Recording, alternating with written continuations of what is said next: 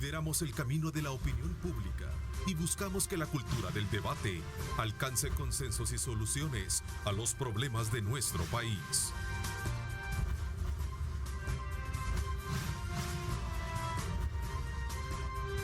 Diálogo con Ernesto López. Martes 1 de septiembre de 2020. Como siempre, agradecemos de usted esa preferencia que tiene para Grupo Megavisión, estar conectados desde muy temprano con nuestra señal abierta, como también a través de nuestras señales digitales. Nos da muchísimo gusto. Queremos agradecerles a ustedes y a Dios Todopoderoso, como siempre, todos los días, por darnos ese privilegio de poder ingresar hasta la intimidad de sus hogares. Esta mañana hemos aprovechado el espacio para poder hacer una valoración acerca de todo el aspecto que tuvo que ver con la supervisión y la aplicación de aquellos protocolos sanitarios para el sector turismo que se desarrollaron durante el fin de semana.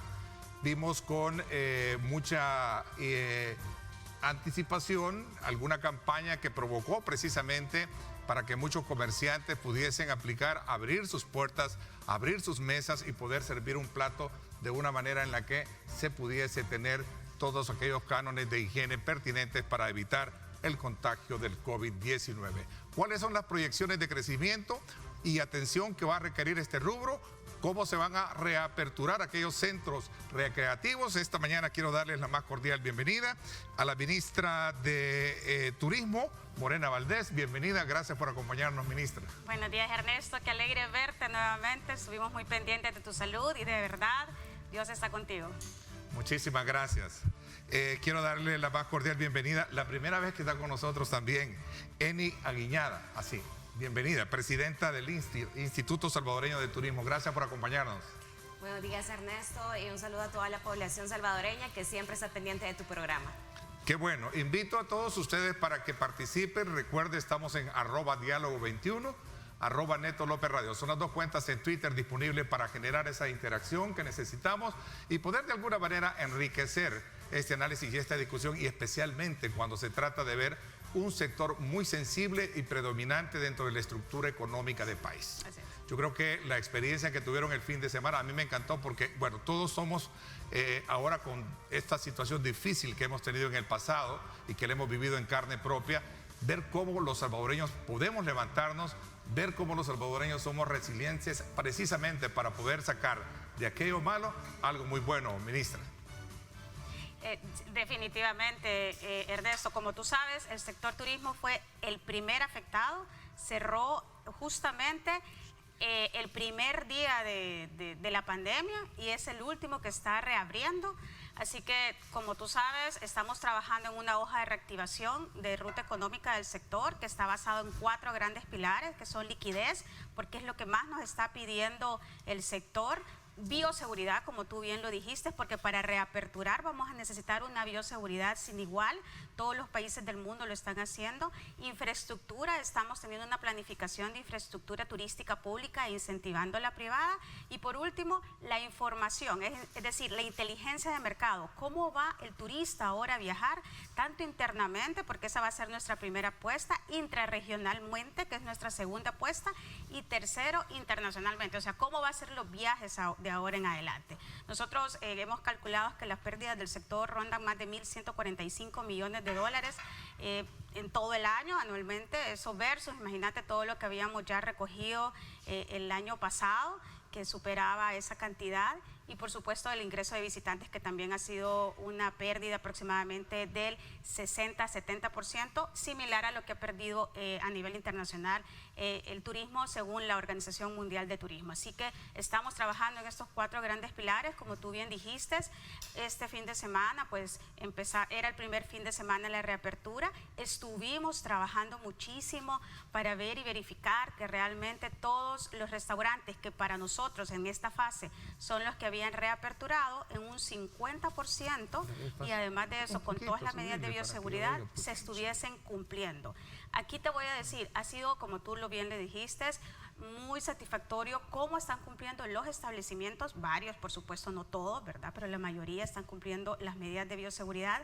lamentamos muchísimo el tema de que muchas personas se rebelan ante las medidas de bioseguridad y entonces nosotros hacemos ese atento llamado. El virus no se ha ido, el COVID-19 existe todavía, que lo que pasa es que mientras no nos dé, no sabemos cómo se vive esa experiencia y lo que pasa también es que no sabemos cómo a nuestros familiares les puede dar el virus, o sea que nosotros podemos ser asintomáticos, pero que a nuestros familiares les puede dar de una manera grave. Así que le pedimos a la población que si salimos y estamos en establecimientos que tienen que ver con el sector turismo, ya sean restaurantes, alojamiento, transporte turístico, los parques recreativos, que ya explicará nuestra presidenta del ISTU cuándo van a hacer la reapertura, o un tour que tú vayas a hacer, nos cuidemos. Yo creo que esa va a ser la clave para que no retrocedamos, para que la curva no vaya al alza. Yo de verdad quiero hacer ese hincapié a la población salvadoreña, porque si nosotros ponemos de nuestra parte, si cumplimos todos los protocolos de bioseguridad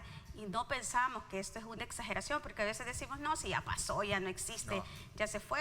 Bueno, tú lo sabes y todos hemos vivido parientes cercanos, amigos cercanos que la han pasado muy mal. Entonces, de verdad, cuidémonos. Yo creo que esa va a ser la clave para que este sector, que como tú bien lo dijiste al principio de esta entrevista, es vital para la economía del país, pueda desarrollarse de aquí para allá en esta nueva normalidad. Claro, si recogemos un poco en resumen la política de atención que están dando los gobiernos a nivel mundial, el tema de turismo está en una agenda muy prioritaria de reconstrucción. Interesante. A mí, Eni, le comento, yo soy un amante de lo nuestro, y a mí cuando vi destruido los Chorros, el Turicentro Los Chorros, que nos los destruyó no el COVID, sino la tormenta que tuvimos, me dolió en el alma y todavía me sigue del alma. Cuéntanos un poco, ¿podemos tener buenas noticias esta mañana? ¿Qué vamos a hacer? Porque entiendo que el daño ha sido muy, pero muy afectivo, ¿cierto? Sí, Ernesto, la verdad que no solamente a ti te dolió, sino que nos dolió a todos. Ver esas fotografías, yo justamente había estado a inicios de marzo en el Parque Recreativo de Los Chorros, y ya luego comparar la fotografía del antes y después fue totalmente doloroso. Sin embargo, déjame contarte que estamos trabajando junto al Ministerio de Obras Públicas para poder sacar todo el material rocoso que ha caído. Lamentablemente estamos en una época de invierno y eso limita el trabajo que uno va haciendo entre semana. A medida nosotros avanzamos, una pequeña lluvia provoca nuevos deslizamientos, nuevos deslaves, que hace que todo el trabajo de la semana se pierda. Lamentablemente el Parque Recreativo de Los Chorros tiene una pérdida total. Nosotros ya estamos trabajando también de la mano junto al Ministerio de Turismo para poder preparar un rediseño de todo lo que sería pues, el nuevo modelo, para tratar de garantizarle a la población salvadoreña que cuando se les devuelva este parque tan emblemático de todo el país, pues garantice la protección, por supuesto, de sus taludes. Bueno, tan patriótico soy que también quiero aprovechar en este mes de septiembre, mes de nuestra independencia patria, ¿verdad?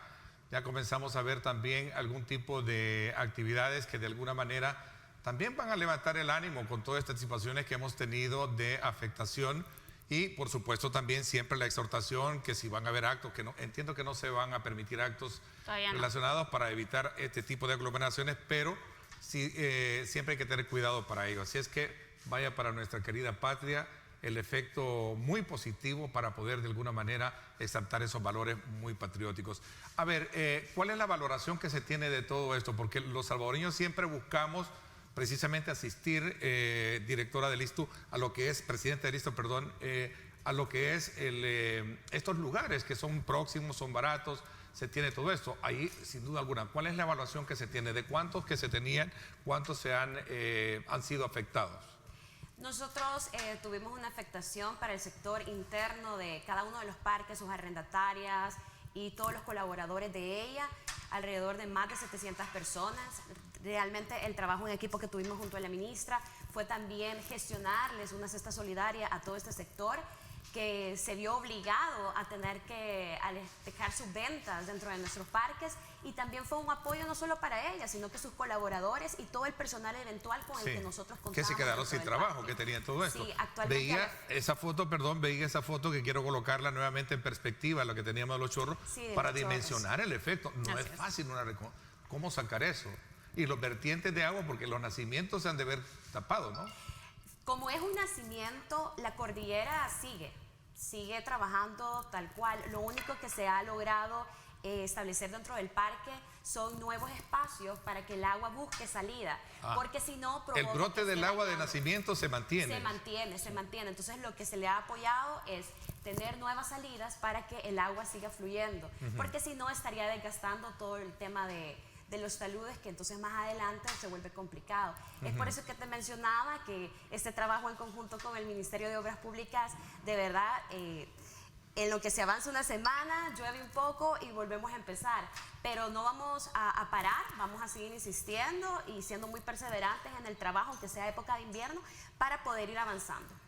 Ok, esto sin duda alguna es un gran reto que va a tener en términos generales. Son instituciones paralelas, pero mancomunando esfuerzos para levantar esto. ¿Será que en tiempo podemos medir a mediano o corto plazo esto, ministro? Definitivamente para nosotros esto va a ser un reto, como bien lo dice Eddie, y nosotros estamos calculando que para el próximo año nos estamos colocando, ya que el presidente Bukele nos ha dado así el reto de poder tener proyectos turísticos de calidad. Como te digo, uno de los grandes pilares de la hoja de reactivación es la infraestructura, y por supuesto la infraestructura pública va a ser prioridad, y nos ha encomendado pues tener en esta nueva normalidad infraestructura pública de calidad para la población. Así que nosotros esperaríamos que para el próximo año, si Dios nos lo permite, pudiésemos tener ya este parque recreativo que, como tú bien lo dijiste, es tan emblemático. Recuerda que esta pérdida solo se puede comparar con el terremoto de 2001, que también fue pérdida total y costó alrededor de 2 a 5 años poderlo recuperar. Imagínate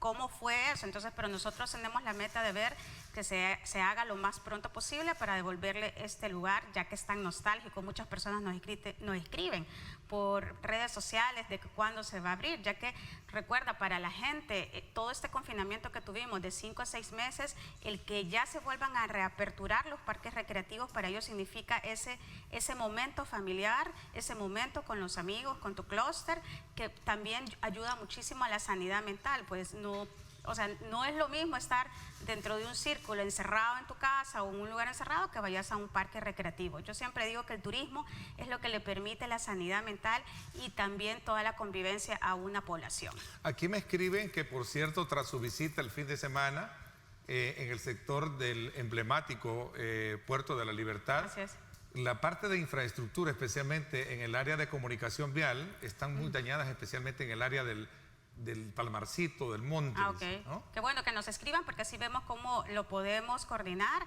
Ministra Valdés con z@mitur.gov.sb, y nosotros lo coordinamos, ya sea con el Ministerio de Obras Públicas o con Favial.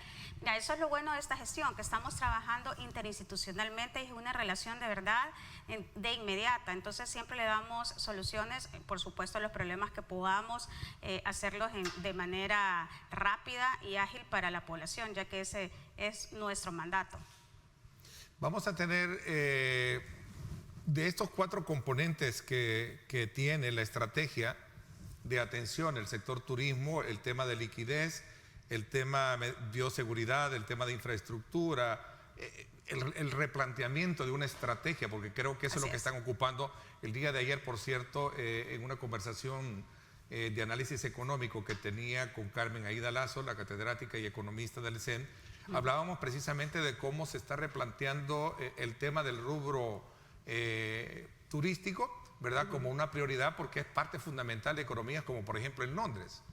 Esa es esta apuesta que nosotros también vamos. Esa es una apuesta, y ¿sabes qué? Bueno, no nos vayamos muy lejos, porque yo creo que es bueno también tener un parámetro cerca. Por ejemplo, Costa Rica y Panamá, que su rubro turístico tiene una gran dependencia de la economía de estos países. Bueno, ellos lamentablemente tuvieron que abrir porque hubo una gran presión de parte del sector. Nosotros hablamos constantemente con nuestros homólogos de la región, y mira lo que le pasó a Costa Rica. Tuvo que retroceder porque ya que no abrió con las medidas de bioseguridad adecuadas. Entonces, eso es lo que queremos evitar, porque nosotros sabemos que el turismo es un sector que es fundamental. Lo hemos hablado también con la ministra de Economía, con María Luisa Hayek, que le mando saludos, está justamente en otra entrevista paralela.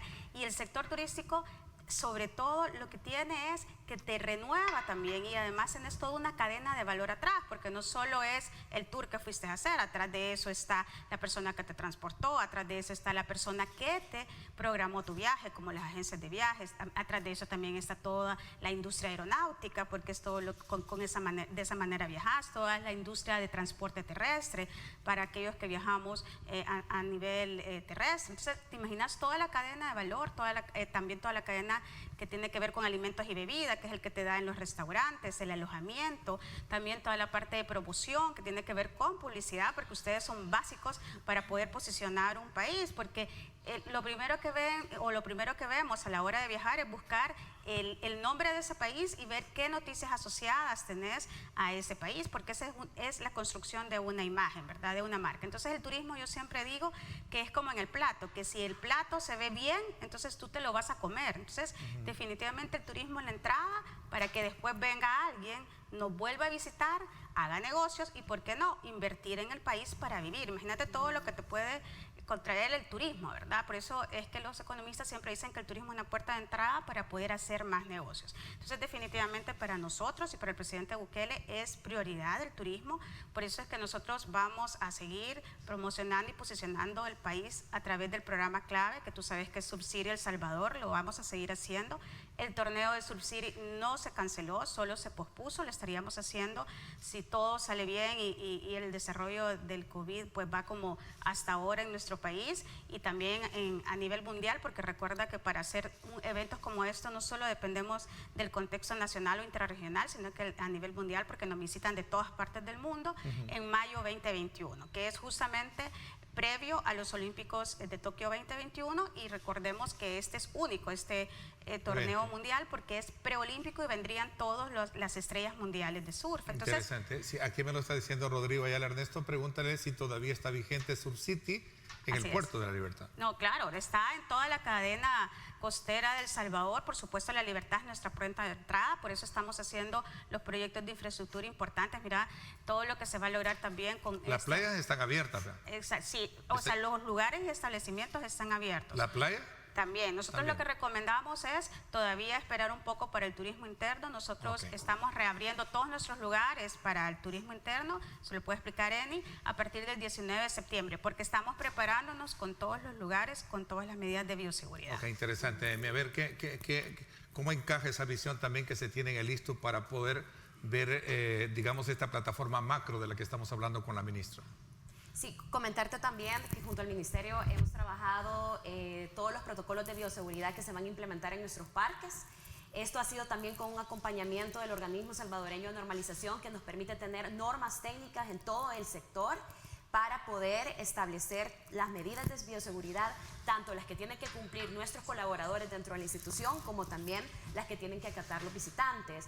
Dentro de esta nueva normalidad que se va a implementar en los parques estará la desinfección del calzado, la temperatura antes de ingresar al parque, el tener que usar la mascarilla permanentemente también dentro del parque, a excepción cuando hagan uso de las piscinas. Contarte también que bajo esta nueva normalidad hemos preparado una reapertura en 3 fases para los parques recreativos, de los cuales se busca que sea de forma gradual y ordenada. La primera fase la tenemos para el 19 de septiembre, en donde podrán hacer ya uso de todas las instalaciones de los parques recreativos de ISTU, el uso de piscinas, el alquiler de cabañas, se iniciarán las caminatas a Cerro Verde.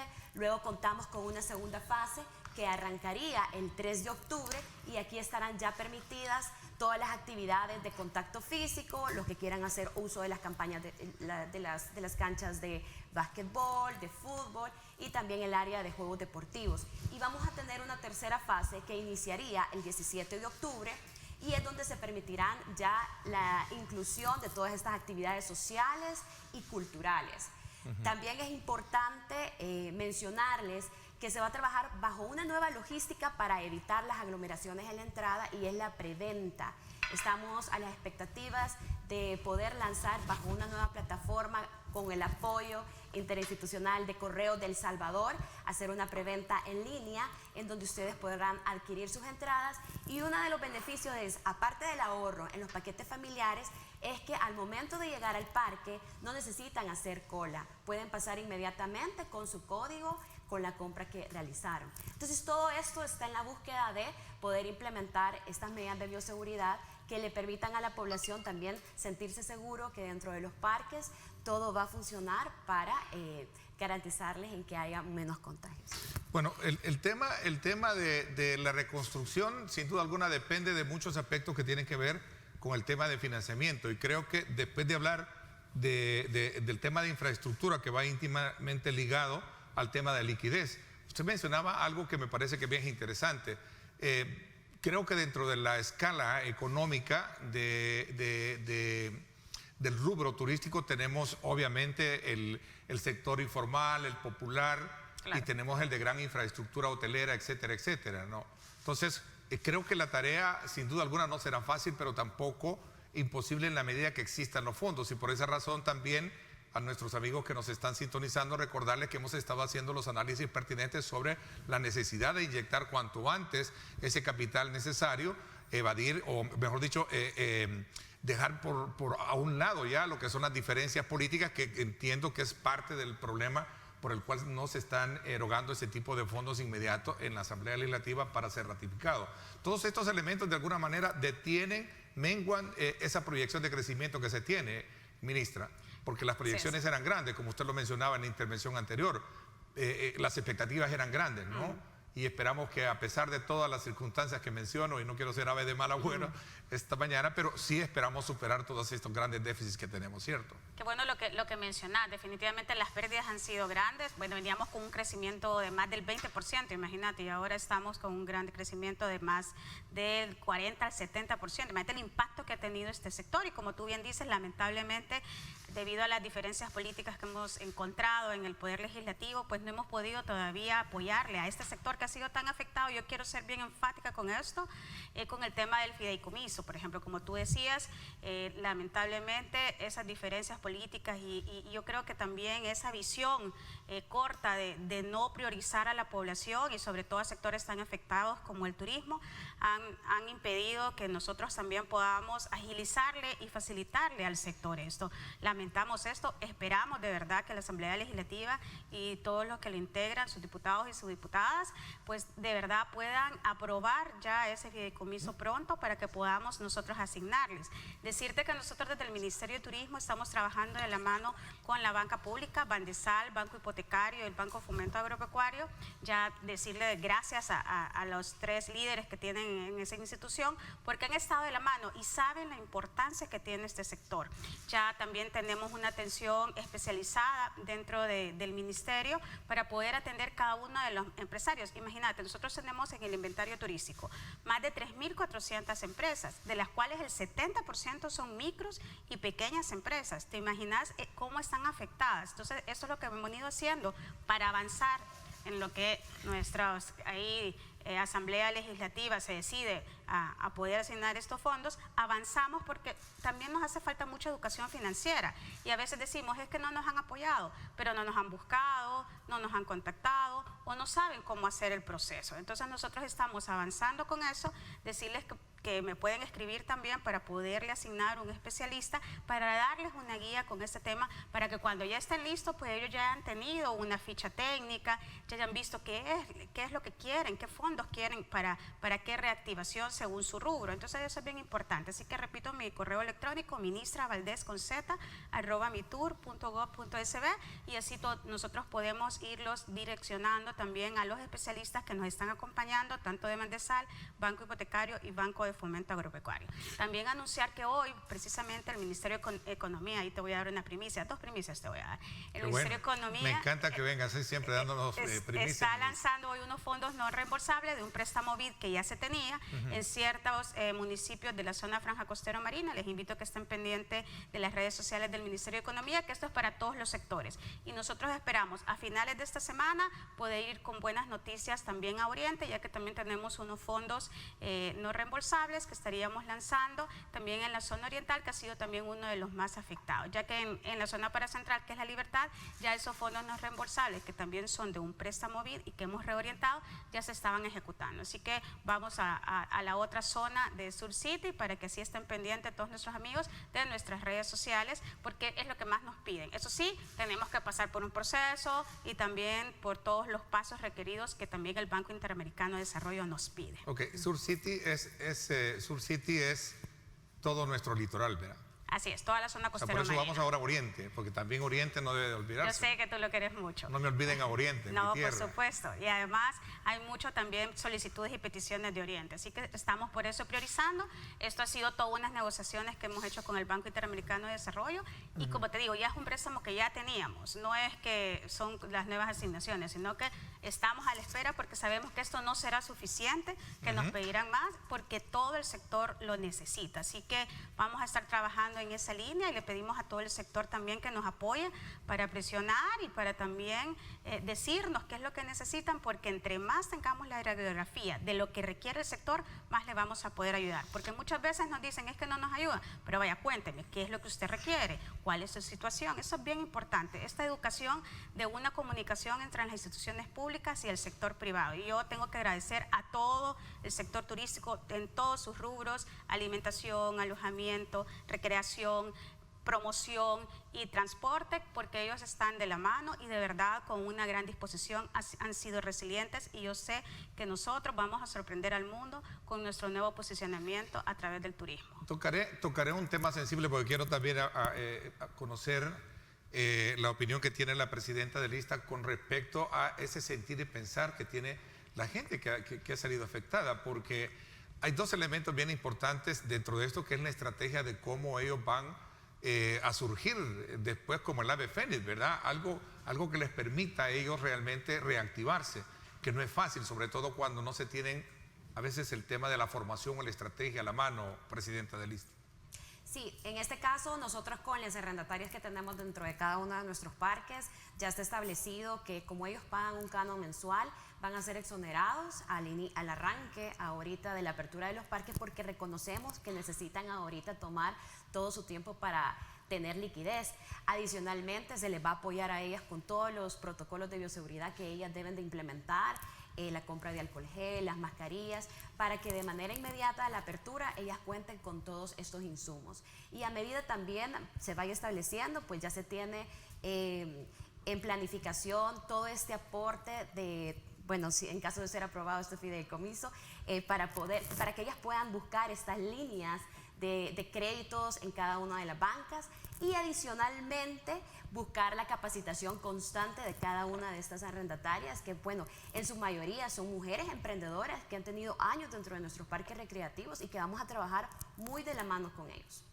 Ahora, este préstamo del BID va destinado para el tema de educación y acceso a crédito, ¿ah? Son 650 Así es. Y además millones. también infraestructura. Estamos también consolidando todo el tema de infraestructura, que si quieres cuando vengamos, que ya Sí, escuché, lo ampliamos vamos un a hablar. poquito, solo quería ponerlo en perspectiva, en imagen, no sé si ya lo teníamos, pero voy a hacer una pausa comercial, son las 6:59 minutos, ahí está, más de 8,000 MIPYMES se beneficiarán con nuevos créditos del BID.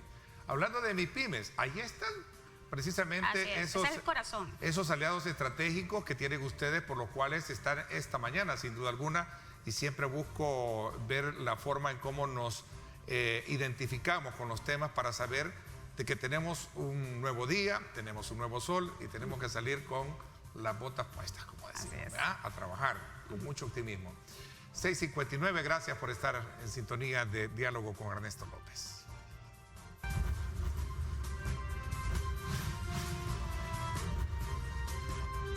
Diálogo con Ernesto López. Estás viendo Diálogo con Ernesto López.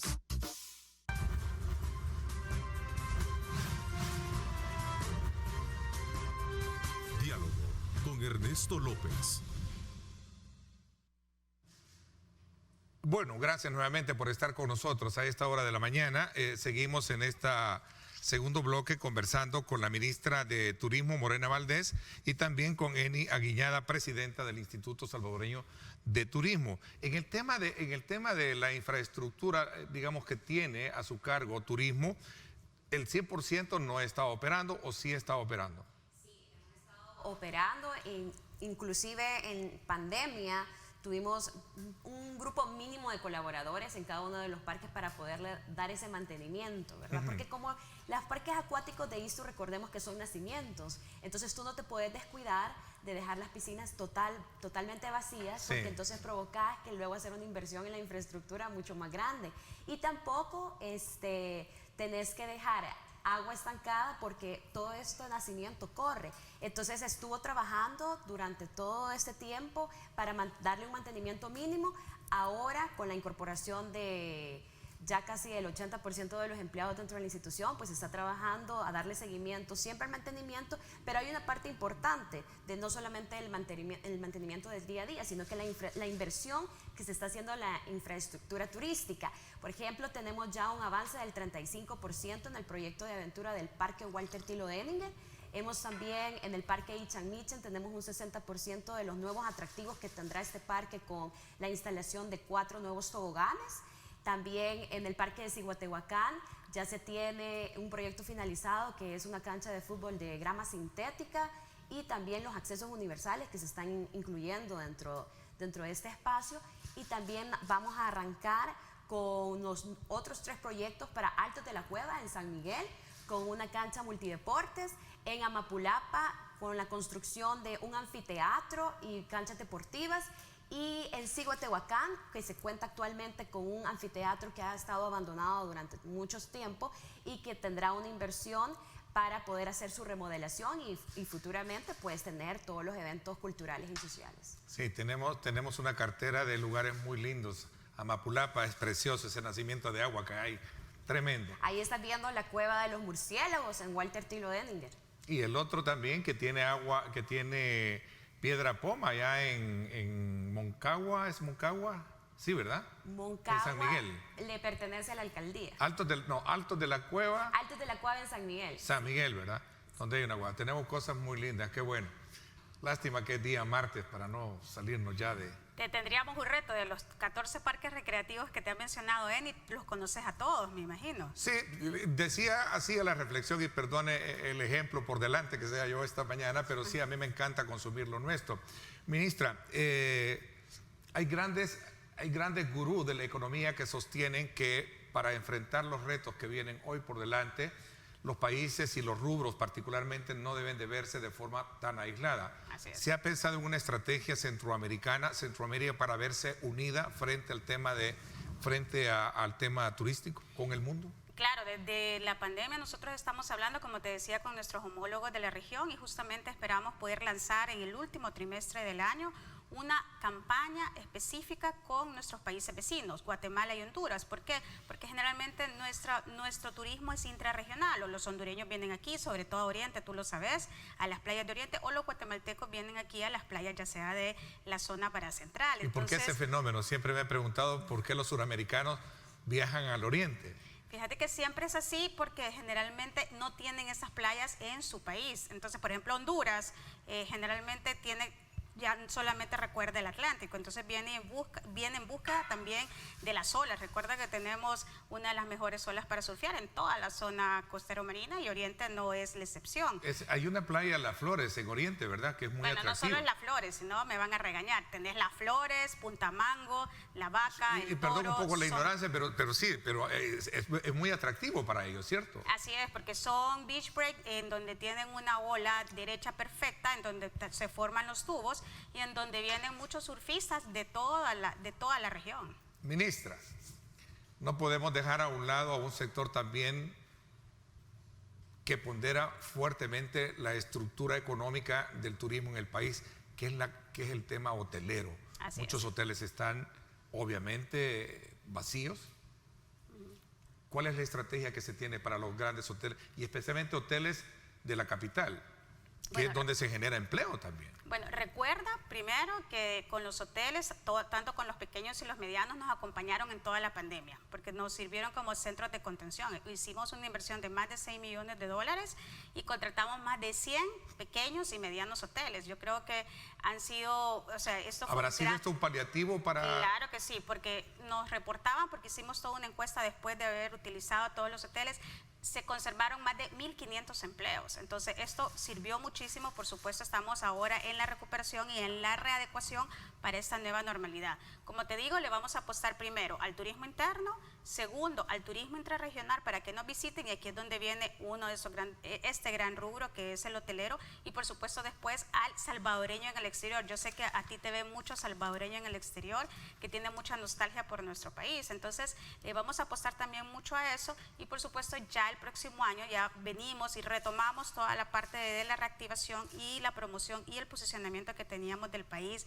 para convenciones, para eventos. Recuerda que también mucha gente viaja por negocio, entonces ahí es donde también el sector hotelero grande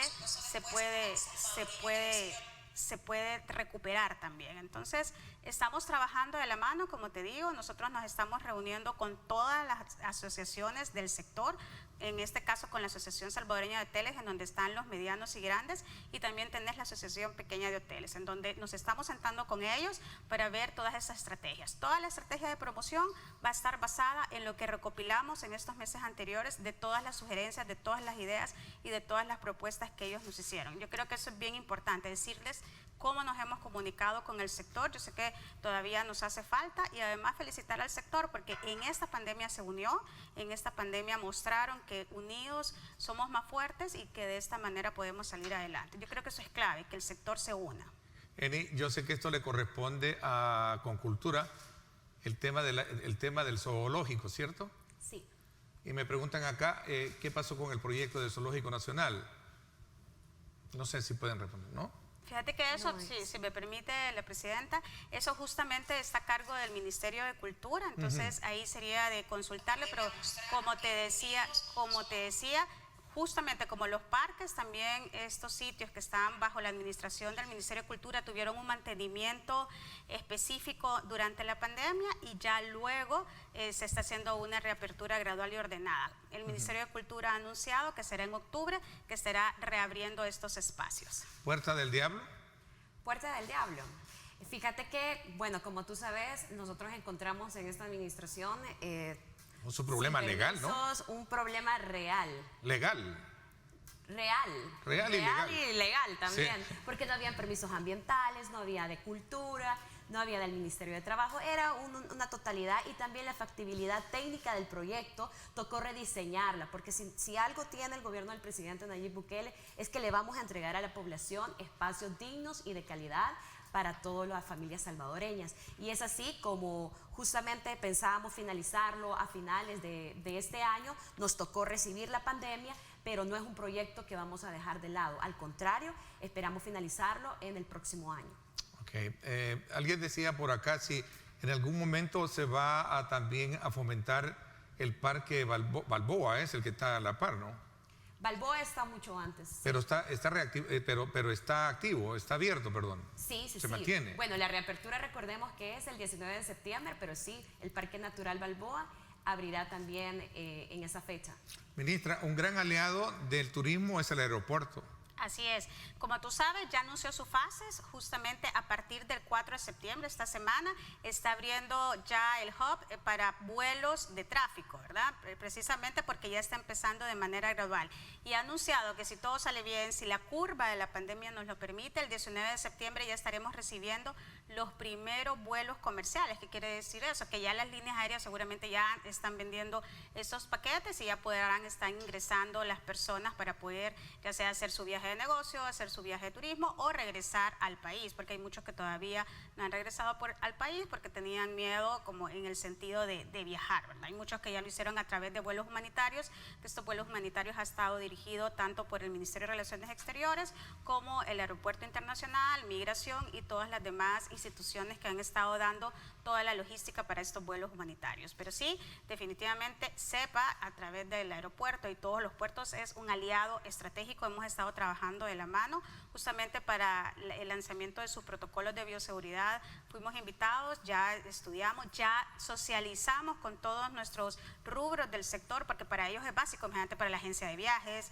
para el tour operador, para el guía turístico, para el transporte turístico, para todos los rubros de nuestro sector, es básico saber cuál va a ser el protocolo de bioseguridad que se va a utilizar en el aeropuerto. Es importante decirles que el aeropuerto ya está preparado para recibir a todos los turistas internacionales, por supuesto de una manera gradual, pero va a tener que pasar por todas las medidas de bioseguridad, lo estamos viendo en este video, y definitivamente al ser detectado alguien con síntomas sospechosos de COVID, pues esto será remitido al Ministerio de Salud. Por eso es que están en cada uno, tanto en las fronteras terrestres como en el aeropuerto, unos delegados de la OSI, que son las unidades del Ministerio de Salud, que son encargados de velar por el control de la pandemia COVID-19. Yo quiero insistir con esto, el COVID no se ha ido, existe todavía en el mundo y por supuesto en nuestro país, entonces por eso es que debemos de cuidarnos. Aquí porque nosotros estamos con el distanciamiento social adecuado, es que no estamos con mascarillas, pero si no, tendríamos que estar con mascarillas y por supuesto, como tú nos dijiste al entrar, aquí ya está sanitizado y esperamos también que sea sanitizado a la hora que nos vayamos, porque aquí no sabemos quién puede estar infectado con COVID, entonces tenemos que cuidarnos. Y es que esta pandemia vino a cambiar el comportamiento en todos los sentidos. Y yo creo que es importante remarcarlo desde el punto de vista de la experiencia que cada uno ha tenido. Algunos habrán tenido la enfermedad menos afectiva, como otros pudimos haberla tenido y que gracias a Dios aquí estamos contando el cuento como tal.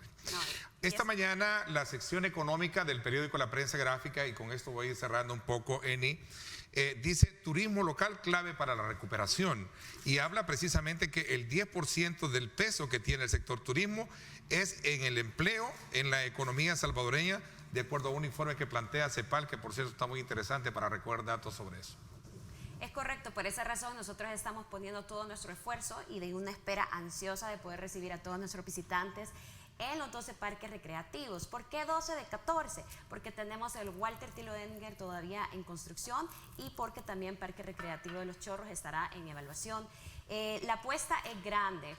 Tú sabes que después de todo este tiempo que la población ha estado en cuarentena y que tiene toda la ansiedad de querer salir a estos espacios turísticos, primero va a buscar estas áreas que le queden cerca, porque es parte de también lo que hay estudios a nivel internacional en donde la primera fase será que toda la población busque sus lugares turísticos cercanos. Ya luego habrá una etapa para que ellos puedan viajar a nivel de Centroamérica y a una tercera etapa a nivel internacional. Así que es por esa razón que desde el Instituto Salvadoreño de Turismo nos estamos preparando para tener con espacios de calidad cada uno de nuestros parques y poder recibir a nuestros visitantes también con todos los protocolos que son de medida de bioseguridad para garantizarles a ellos una excelente estadía.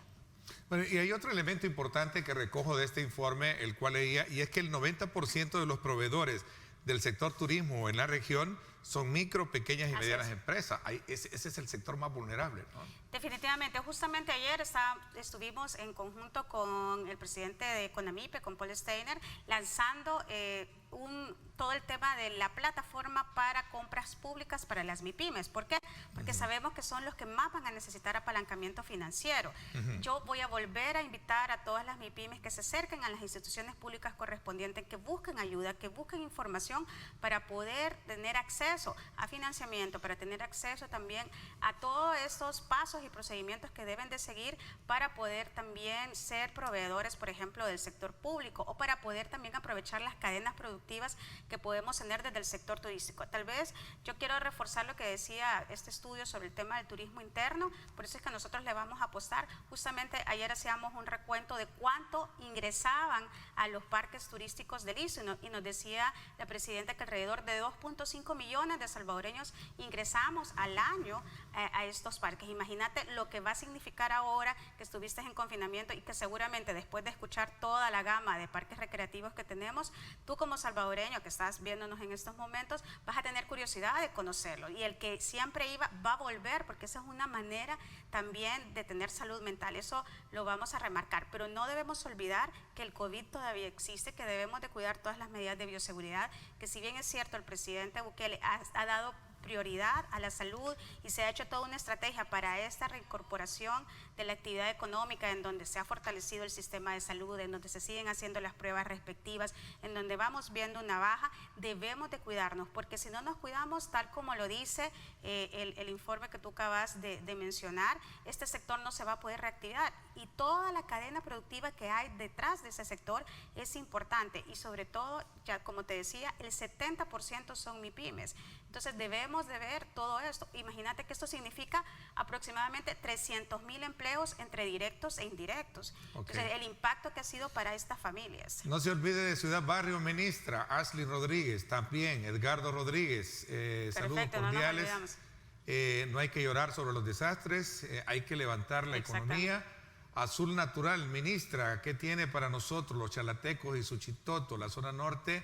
Es importante tenerla también dentro de la agenda, dice. No, perfecto, qué bueno que toman esta parte, porque es importante decirle que si bien es cierto el programa emblemático es Subcity, eso solo es el ancla, ¿verdad? Y después de esto se van a desarrollar destinos turísticos especializados y por supuesto la zona norte, que la tenemos sumamente mapeada. ¿Habrá Festival del Jocote, me preguntan? Eso es con la presidenta. Sí, todavía estamos en una planificación. Si bien es cierto, la reapertura para poder incorporar festivales culturales y sociales dentro de los parques está para la fecha del 17 de octubre, pero tú sabes que ese tipo de evento llega tanta gente que lo que podemos provocar es un foco de infección. Sin embargo, no se ha descartado aún cambiar la modalidad de este Festival del Jocote. Hay que poner guías para que los separen. Sí, otros países se están ocupando guías, decirle, no, van muy unidos, sepárense. Así es. Se va a buscar una nueva modalidad para poder llevar a cabo este tipo de ahora festival que ya no sean los que parquean el carro, los niños que cuidan el carro, hay que mandarlos a hacer eso. Exactamente. Vean, una última recomendación, una de los mecanismos para levantar el turismo hotelero urbano en la capital es fomentando lo que sería el turismo de convenciones. Es una buena tarea también. Sí, como te decía, es lo que vamos a retomar, vamos paso por paso. Primero, recuperar la confianza. Es bien importante que todos los salvadoreños tengamos confianza en todos los rubros del sector turístico. De verdad, estamos listos para recibirlo, pero ahora depende de usted. Si usted cuando entra a un establecimiento no quiere acatar las medidas de bioseguridad, entonces ahí es una colaboración de ganar-ganar, porque eso es lo que nos hemos encontrado, que a veces de verdad creemos que ya se fue, que ya no existe el COVID y todavía está. Si nos cuidamos con esta nueva normalidad, como tú bien lo decías, así vamos a poder hacer que este sector se reactive y ayudar a estos más de 300,000 empleos a que también puedan llevarle sustento a todas sus familias. Ok, le deseo buen viaje por mi tierra, Oriente. Excelente, así lo vamos a disfrutar. Va a ser esta semana para que estén pendientes todos por ahí. Como no, muchísimas gracias. Gracias, presidenta del ISTU, también por habernos acompañado. Gracias, Ernesto. Gracias. ¿Cuáles son las proyecciones políticas electorales que tiene Cambio Democrático? Vamos a entrar un poco en consonancia a la reacción de lo que el día de ayer conversábamos precisamente con el diputado Juan José Martel, que nos estuvo hablando de no participar ya dentro de su candidatura a una reelección, pero sí también algunas valoraciones políticas electorales que tiene este importante instituto político. Me voy a la pausa y regreso con nuestros invitados en la segunda parte.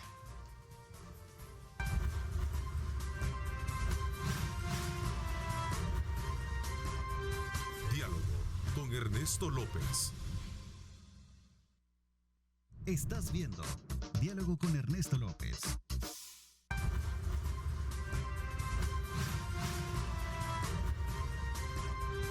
Diálogo con Ernesto López. Bueno, gracias nuevamente por estar con nosotros a esta hora de la mañana. Quiero darle la más cordial bienvenida a nuestros invitados en esta segunda parte del programa. Me acompaña acá en nuestros estudios los dirigentes del Partido Cambio Democrático, Javier Milián. Gracias por acompañarnos, Javier. Muchas gracias, Ernesto, por la invitación. También me acompaña Douglas Avilés, que también va como candidato a diputado por Cambio Democrático. ¿Sí? Sí, claro que sí. Bienvenido también, Douglas, qué gusto de verte. Gracias a ti por la invitación y saludos a la audiencia. Qué bueno. Mira, cuéntanos un poquito cuáles son las proyecciones que tiene ahora Cambio Democrático. Han habido ciertas, digamos, estrategias que de alguna manera han hecho pensar que han habido algunas diferencias o parte del reacomodo que como cualquier partido político debe de tener previo a un proceso electoral tan importante como es el caso de febrero próximo. Douglas. Pues mira, nosotros, Ernesto, estamos concentrados ya en la etapa que viene. Realmente nosotros pasamos ya la página, es importante estar enfocados y evidentemente el tema más relevante en este momento es cuánto vamos a incidir en la posibilidad de ser parte de fortalecer la gobernabilidad del país.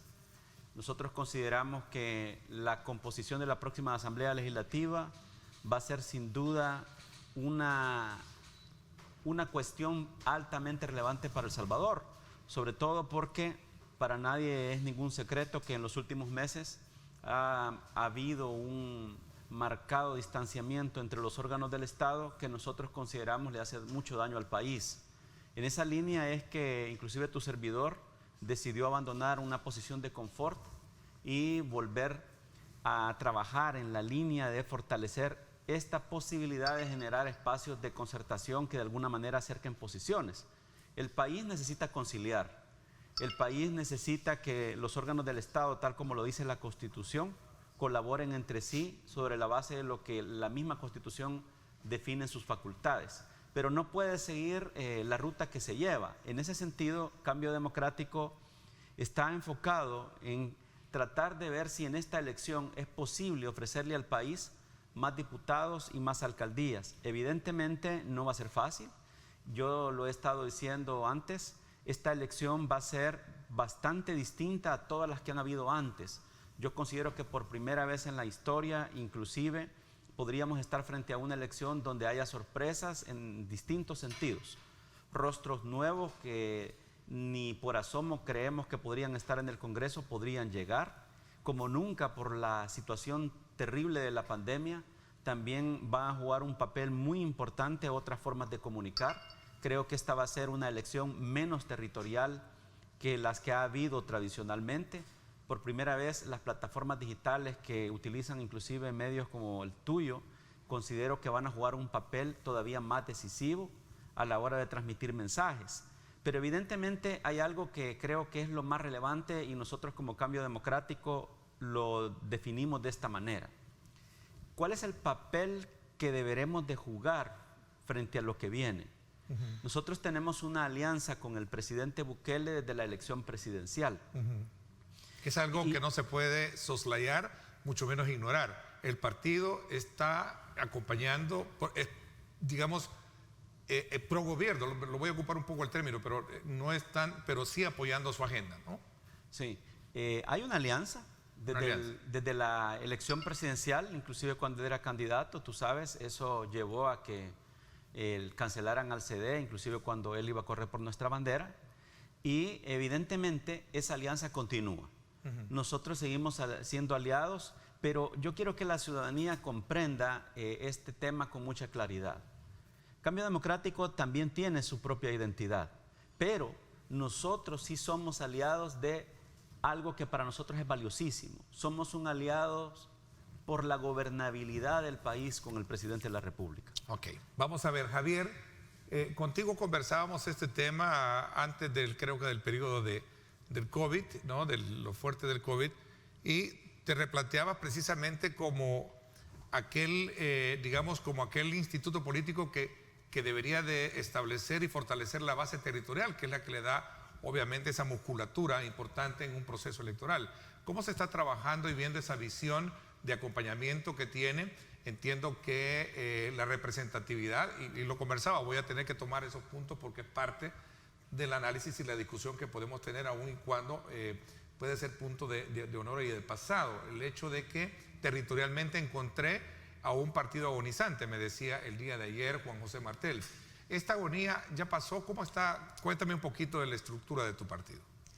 Antes de responder a tu pregunta, quisiera comentar, las últimas semanas han sido muy intensas en el partido, ya que hemos estado trabajando de lleno en el tema siguiendo el calendario electoral, trabajando el tema de las coaliciones municipales y a otro nivel también. Hemos estado trabajando de la mano con nuevas ideas para ver este tema. El día de ayer logramos consolidar este tema, y con mucha alegría puedo transmitirle a cada uno de los militantes de Cambio Democrático que pudimos consolidar, tal como lo mencionaba Douglas, la alianza con el presidente. Hoy se vuelve todavía más fuerte porque la estamos consolidando a través de decenas de coaliciones a nivel municipal que muestran la relación que tenemos con el presidente y con Nuevas Ideas. Y no solo a ese nivel, sino también una coalición nacional a través de Parlacen, es decir, vamos a competir a nivel nacional junto con Nuevas Ideas en el Parlamento Centroamericano. Así que quería transmitirle esa buena noticia a la militancia de Cambio Democrático, que llevamos muchas decenas de coaliciones a nivel municipal, y la punta de lanza mostrándole no solo a nuestra militancia, sino a la gente, a la ciudadanía en general, que nuestra alianza con el presidente y la coalición y también la relación con Nuevas Ideas ahora se vuelve aún más fuerte y más estratégica, ya que estamos consolidando estas coaliciones tanto a nivel municipal como en el Parlacen. Concatenando un poco esa visión de alianza que pueden tener los partidos políticos, igualmente se le escucha al partido Gana.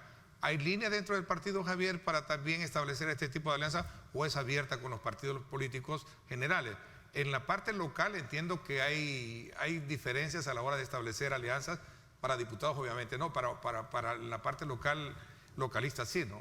Sin duda es así. Es decir, en Cambio Democrático nosotros tenemos las puertas abiertas para que cada una de las direcciones del partido a nivel municipal y departamental puedan ellos tener la iniciativa y buscar este tipo de alianzas y coaliciones.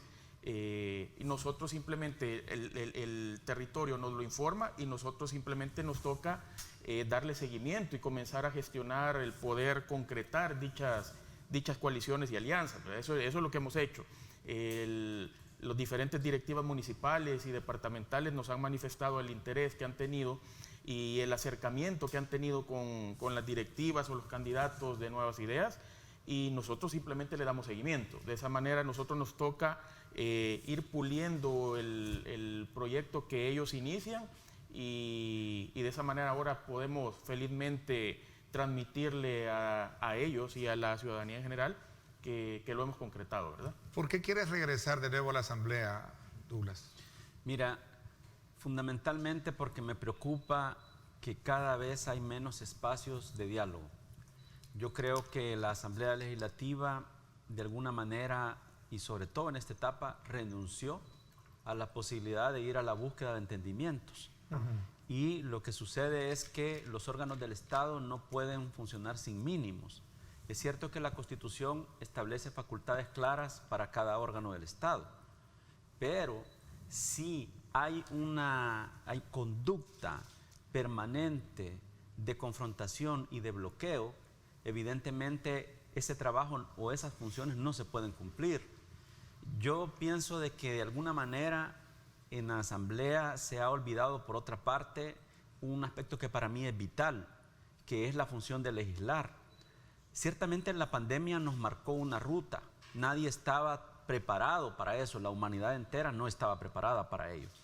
Y evidentemente el trabajo que se viene desarrollando a la luz de esta pandemia obliga en mucho o indujo en mucho a improvisar, pero ahora ya pasó un tiempo y es aquí donde creo que hay que retomar el sendero de la planificación y también la claridad de cuáles son las funciones de cada órgano. La Asamblea Legislativa, yo lo debo decir con mucha pena, siempre habrá excepciones porque las hay, pero en general ha olvidado completamente la función de legislar.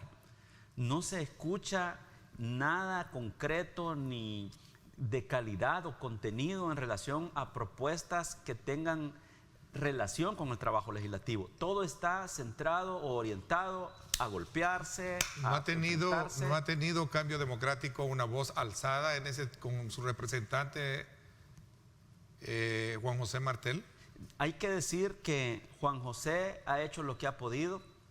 Yo siempre lo he dicho, mira, hace 3 años yo tomé una decisión personal. Yo me alejé de la política, me alejé de la vida pública y le endosé todo mi apoyo al diputado Martel. Es más, yo le conduje su campaña, yo toqué puertas junto a él para que hubiera mínimos recursos y pudiera funcionar. Yo traté de darle todo lo que tenía de mi experiencia, puesto que él tenía cerca de 15 años de no ser funcionario a este nivel. Y se logró el resultado que se logró. Y él ha hecho, digamos, contestando a tu pregunta en concreto, un esfuerzo importante. Y ha demostrado ciertamente que frente a la adversidad de una composición legislativa donde las mayorías la integran partidos políticos que están interesados en un enfoque distinto, resulta verdaderamente difícil hacer su tarea. Él ha hecho lo que ha podido, pero yo creo que podríamos hacer más. Creo que Cambio Democrático... Igual experiencia tuviste tú también. Sí, pero... cabe decirlo, yo siempre he sido muy honesto, sincero, en este tipo de programas, de poder reconocer y aplaudir lo que verdaderamente... Tú hiciste un papel muy importante, ¿no? Es decir, eras una sola voz, creo. Sí. Después que salió el doctor Héctor Dada, ¿no? Creo que fue. ¿Sí? Sí, sí. Sí, efectivamente. Te tocó lidiar con todo eso también. ¿Perdón? Te tocó lidiar con todo ese concierto de voces que eran contrarias a la que tú tenías, ¿no? Sí, pero creo que yo siempre veo una ventana de oportunidad cuando pasan estas cosas. Creo que también esto está determinado por la experiencia y los talentos individuales que puedas tener y la búsqueda incansable de entendimientos. Creo que esa es la tarea central, Ernesto. La búsqueda central de entendimientos, porque la verdad es que el país no puede continuar de esta manera. Y esa es, digamos, una de las cosas que me anima a regresar. Tú has dicho algo bien específico y bien concreto. Ciertamente en el pasado, digamos, no fue un tanto distinto, ¿verdad? Había una composición siempre diversa y, por supuesto, que era mucho más grande que la de nosotros. Pero yo sí creo, fíjate, que en esta etapa en la que estamos hay ciertas diferencias. Yo siento que sí, el ambiente que se ha generado en la Asamblea Legislativa en la actualidad, probablemente sea por los efectos de la pandemia y toda la tensión que eso generó, sí de alguna manera están radicalizados. Y yo creo que ahora más que nunca se vuelve altamente importante tratar de contribuir en que a se acerquen desentrampar un posiciones. poco esto, ¿no? ¿Perdón? Sí, porque no hay diálogo prácticamente. Pareciera que hay una renuncia a la posibilidad de entenderse ya. El tipo de puentes que yo veo es lo que categóricamente en la historia se ha dicho, están dinamitados. Yo no veo puentes. Pero Ernesto, cuando vivimos esa guerra y hubo puentes dinamitados y adquirimos después una etapa distinta, después de la firma de los acuerdos de paz, muchos de esos puentes se reconstruyeron. Interesante. Javier, entonces se puede reconstruir esos puentes que estaban dinamitados. Interesante. Javier, ¿cuál es la agenda que el partido debe de llevar de cara a febrero? Me cuentan de eso cuando regresemos. Voy a una pausa, ¿te parece? Claro. Gracias por estar con nosotros. 7:36 minutos. Gracias por sintonizarnos.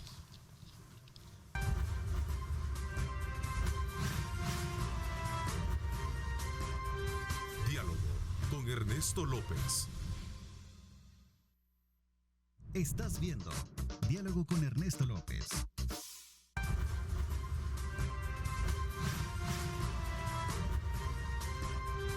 Diálogo con Ernesto López. Gracias nuevamente por estar con nosotros a esta hora de la mañana. A usted también por estar participando. Nos encanta que nos envíe sus comentarios, sus preguntas, porque eso retroalimenta y además nos da la oportunidad de poder enriquecer el análisis y la discusión de los temas que planteamos. Esta mañana estamos examinando el estatus político electoral que tiene Cambio Democrático con todo este complemento de proyección que hemos conocido en los últimos días. Me gustaría, Javier Milián, como que me comentes cuál es la estrategia o cuál es, digamos, como la agenda que ahora en este replanteamiento, en esta nueva visión de la cual comentaba Douglas, debería de tener y llevar precisamente de cara a los procesos, al proceso electoral de febrero próximo. Sí, en primer lugar, uno de los componentes más importantes que tenemos es comenzar a promover aún más o en mayor medida, es una responsabilidad y una obligación de Cambio Democrático, apoyar y promover a los jóvenes talentos. En ese sentido, me gustaría mencionar, por ejemplo, en el Departamento de la Libertad, la planilla de diputados está encabezada por una joven, Mireya Guillón. Ella Ella ya tiene experiencia como concejal, como regidor en el Consejo de Santa Tecla, y ahora todo ese recorrido que ha tenido durante este par de años le ha dado esa experiencia como para ahora también poder lanzarse a una candidatura y como nuestra principal apuesta en el Departamento de la Libertad. San Salvador también podemos mencionar, en la casilla 2 tenemos a la doctora Belén Osorio, que ella está en primera línea. Ella estaba hablando hace unas semanas con ella y también ya padeció COVID por estar en primera línea. Es alguien que ha estado dirigiendo varios movimientos dentro de su gremio, en su momento como estudiantes y ahora como médicos en el movimiento de una plaza para todos, por ejemplo. Ella estuvo en esa directiva y también en la dirección de varias organizaciones durante su carrera mientras estudiaba. En la casilla número 3 también tenemos a alguien joven, experto en el tema de seguridad, Linus Chamagua. En la casilla 4 también tenemos otra compañera que ella sí había participado ya en las elecciones anteriores como candidata a diputada por San Salvador, candidata diputada suplente, ahora como diputada propietaria, que es una comunicadora, una emprendedora, tiene experiencia en el mundo de los negocios, tiene un café, un restaurante, y también está en funciones en su vida profesional como comunicadora. Es decir, parte fundamental entonces de la estrategia estrategia es ofertar algo nuevo, es un relevo, ¿no? Es correcto, y por eso estamos mostrando ese relevo, tal como lo planteas, poder involucrar y que participe gente joven que quiera ir ganando experiencia, y por eso estamos abriendo las puertas del partido. De ser así, fíjate que eso es bien importante, ya entrando un poco en la apertura del análisis, porque los partidos políticos deben de abrir precisamente ese nicho, ese caudal importante del relevo generacional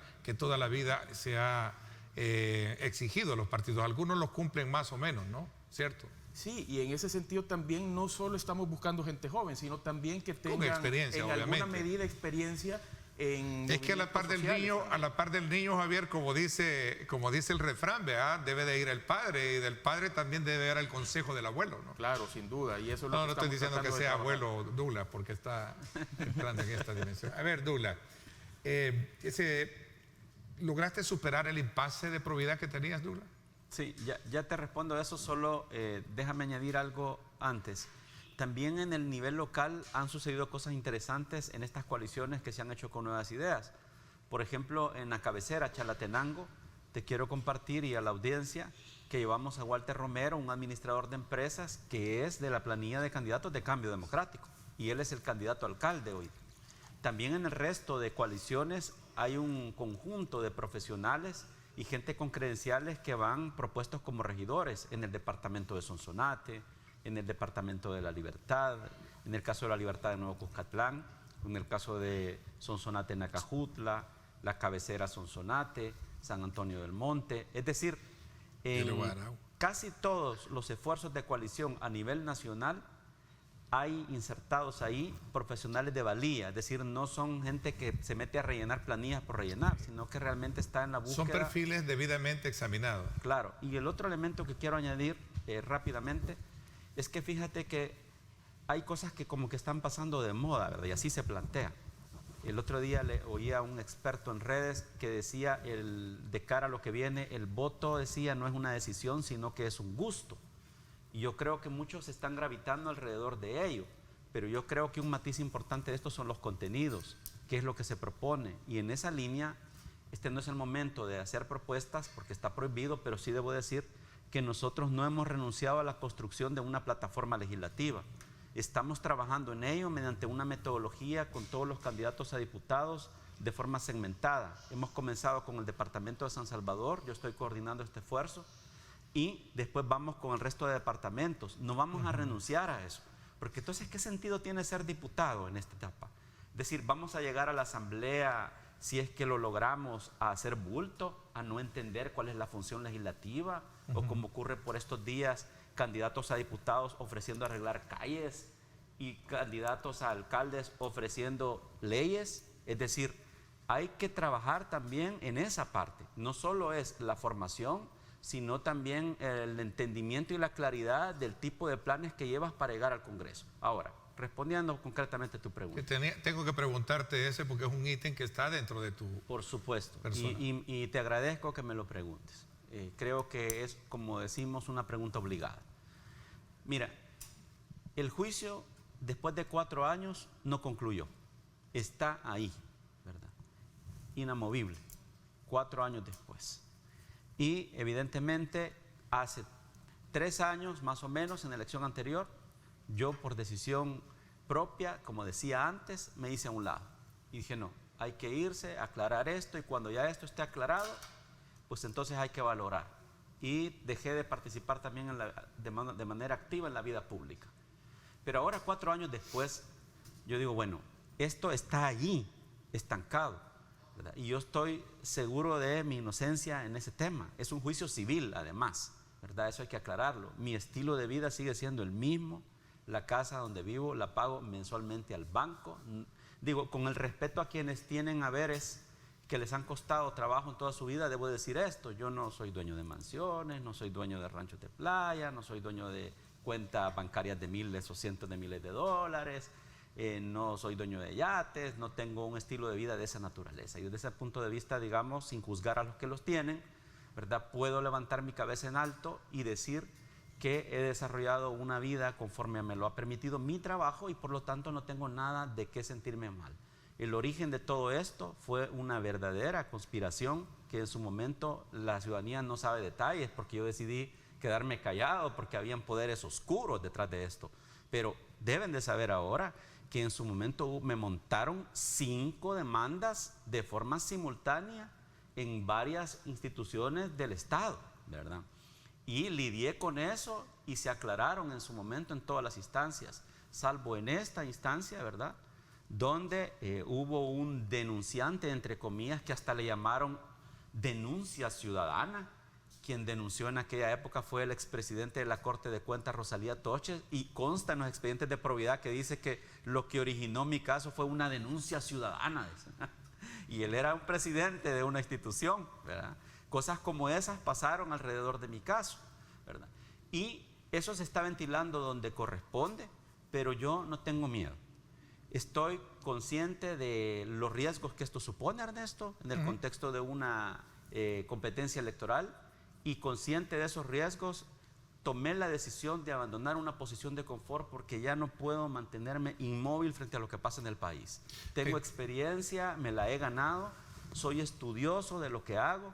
Demostré en la Asamblea Legislativa cuando propuse no menos de 50 iniciativas de ley, muchas de las cuales hoy son leyes de la República, como la ley de maltrato animal, la ley de delito informático, la ley de historial crediticio conocida como DICOM. Todas esas fueron iniciativas de mi equipo con este servidor, y me siento orgulloso de ese trabajo, y creo que puedo aportar mucho más porque también di mucha energía en el tema de la construcción de entendimientos. Ok, y como buen estudiante que fuiste en la universidad, y como periodista que también lo desarrollaste, sé que sabes que es una pregunta obligada que tenías que responder y precisamente aclarar, ¿no? Porque es un punto que está dentro de ese ítem como tal. Javier, me voy a hacer una pausa comercial. ¿Cómo de alguna manera piensa capitalizarse? Se necesita recursos para poder mover campañas y todo esto. ¿Cómo está territorialmente hablando, digamos, en esa parte? ¿Está el escenario construido legalmente para poder de alguna manera actuar en las próximas elecciones? Recordemos que han habido reformas, ajustes en todo el calendario, el legal que tiene los partidos, la ley de partidos. Me gustaría que conversáramos un poquito de eso para ver la readecuación que hay y otros aspectos elementales que se tienen. Vamos a la pausa y regresamos.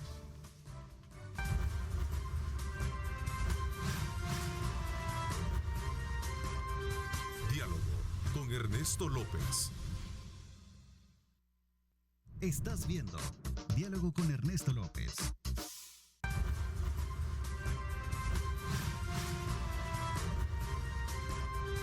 Diálogo con Ernesto López.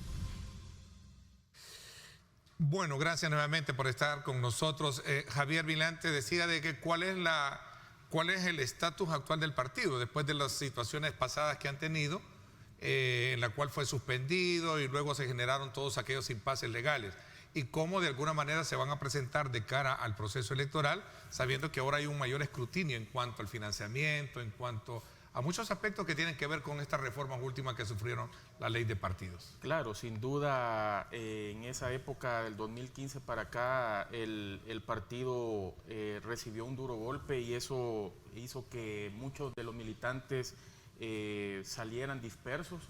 En el periodo 2018 hasta este momento creo que ha sido un momento de transición en el que comenzamos a trabajar, comenzar a integrar nuevamente a aquellas personas o aquellos liderazgos que habían estado un tanto pasivos, digamos.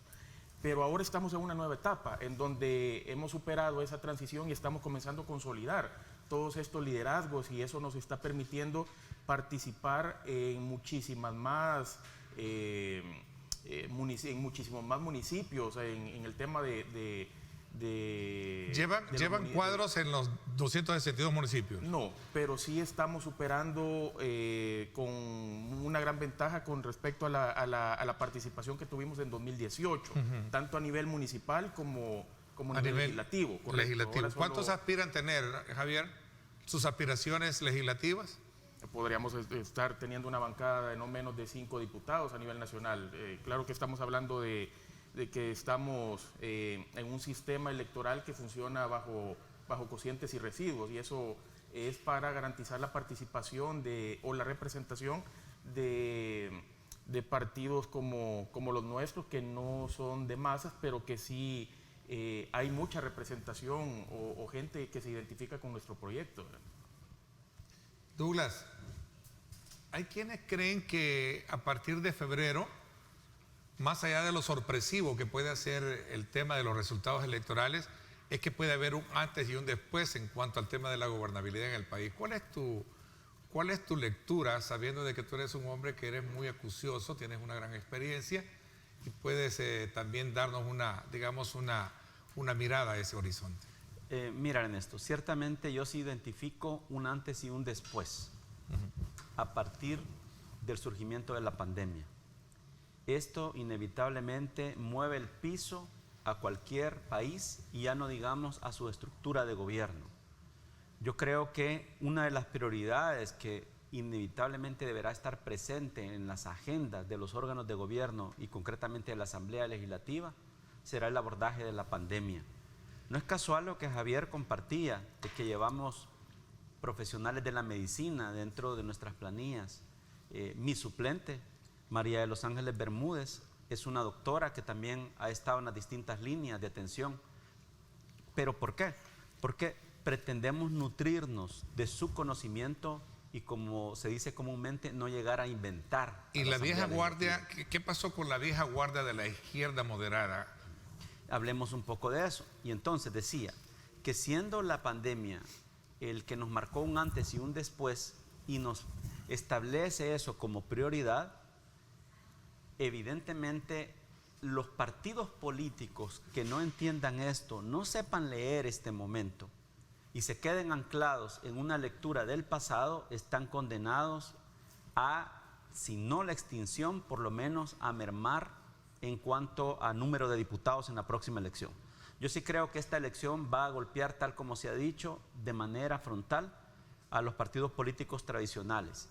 Y en gran medida va a ser porque se nota que no han terminado de entender lo que está pasando. Y si no hay un golpe de timón, yo sí creo que esto podría plantear entonces una composición distinta en la Asamblea Legislativa. ¿Qué ha pasado con la izquierda? La izquierda no es ajena a esto. Nosotros somos un partido socialdemócrata de izquierda moderada, también somos parte de ese espectro, pero nosotros hemos hecho un esfuerzo por leer de manera diferente esto. Claro, no somos perfectos y evidentemente en determinadas circunstancias puede que nos hayamos quedado un poco atrás, pero hacemos el intento de modificar y entender lo que está pasando. La izquierda en general, desde mi punto de vista, lo que llamamos esa izquierda de masas, creo que no lo ha entendido. Y prueba de ello es que tiene enfrente la alta posibilidad insisto, de disminuir considerablemente en los órganos de gobierno. Ciertamente la composición de la próxima Asamblea Legislativa es algo que tenemos que analizar. La próxima Asamblea Legislativa podría marcar un cambio de rumbo en la medida en que la pandemia te estableció cuál es la ruta que tienes que seguir, pero por otro lado define la necesidad de tener un órgano legislativo que entienda este momento y actúe con base a este momento. Creo que la composición podría ser bastante sorpresiva, porque de alguna manera, tal como lo señalaba antes, no solo es que podrían llegar rostros nuevos, sino que además habría probablemente una fuerza política mayoritaria que desplace a lo que hoy día tenemos en la Asamblea Legislativa. Todavía el día de ahora tenemos a un partido Arena y a un FMLN que tienen la mayoría de diputados en el Congreso. Pero yo creo que esto podría variar en la próxima elección de forma contundente. Y con mucha pena tengo que decirlo, porque soy una persona de pensamiento de izquierda moderada, pero creo que la izquierda va a ser la más golpeada, ¿verdad? Y evidentemente esto nos va a plantear entonces una composición que de alguna forma va a ser bastante distinta a lo que hoy día tenemos. ¿Qué tienes tú que no haya hecho, qué puedes llegar a hacer tú que no haya hecho Juan José Martel? Compararme con el trabajo de Juan yo creo que sería un error. Cada uno tiene su estilo. Él ha hecho un trabajo interesante, desde mi punto de vista muy bueno. La ciudadanía lo dirá mejor, ¿verdad? Y yo tengo el propio. Yo lo que más bien te diría es que nuestros talentos se complementan. Y evidentemente yo tengo experiencia en la parte de legislar un poquito más y también en la parte de tratar de construir puentes de entendimiento, que digamos también esa es una fortaleza de Juan José. Entonces, desde esa perspectiva sería más bien ubicarlo de esta manera, si me permites. Lo que hay quienes creen que tú llegas nombrado por el presidente Nayib Bukele para tomarte el partido. No, el presidente ni se mete en estas cosas. O sea, él está concentrado en la tarea de gobernar, veas, si lo que le plantea. Te agradezco muchísimo el país. Porque me respondes, el tiempo se me fue, pero vamos a tener más tiempo para poder ir tocando estos temas. Javier, gracias por haberme acompañado. Muchas gracias, Ernesto, y qué gusto verte de nuevo de regreso. Muchísimas gracias. Gracias, Douglas, también a ti. Sí, solo quiero acotar esto, Ernesto. No lo dije al principio, rápidamente. De veras te digo, me alegra muchísimo que hayas logrado superar esta difícil situación en tu vida junto con tu familia. Gracias a Dios estás de nuevo. Te agradezco muchísimo. La honra y gloria sea para nuestro Señor Jesucristo. Gracias. Nos escuchamos, nos vemos mañana siempre, 6:30 de la mañana. Gracias, pásenla bien y como siempre recuerden lo más importante, amar a Dios sobre todas las cosas. Lideramos el camino de la opinión pública y buscamos que la cultura del debate alcance consensos y soluciones a los problemas de nuestro país.